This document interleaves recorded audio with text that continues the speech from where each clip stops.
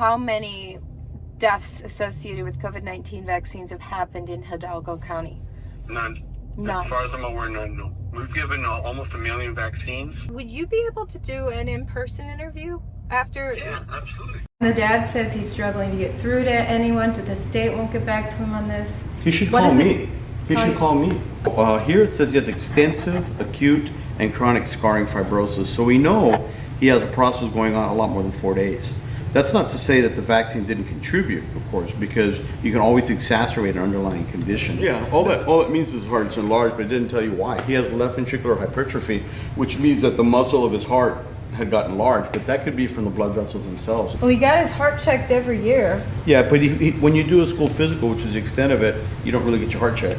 You listen to the heart, it doesn't say anything. You'd have to get a 2D echo ultrasound. Kids that died less than 18 had multiple comorbidities, obesity, or respiratory problems. Yeah, this boy didn't. No, actually his BMI was 27 because I looked him up.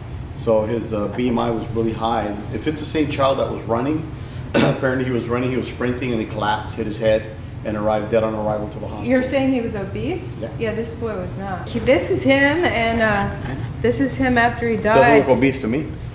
Yeah. He looks, to go back. So He looks like a regular guy. He looks like a regular 16-year-old guy. There's no weight on the chart. It's just his BMI 27. Wow. So they may have made a mistake. Probably on his so, BMI. right? Probably so. I did call the health department to see what they've done subsequently. Yeah. Yes, Steve, what'd you find out about that kid? But the father says that he was vaccinated. He didn't show on the intract. I can't find it. DHR Health. He got vaccinated at DHR Health on 4/19/21. See if there's been an adverse reaction recorded too, and if not, we need to start one. He says, man, it's not anywhere.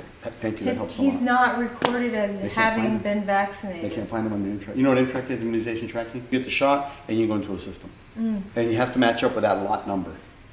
That little vial has a little number on it. So it has to match up. So he wasn't recorded. Now I know for us at the beginning, man, we were running like a month behind.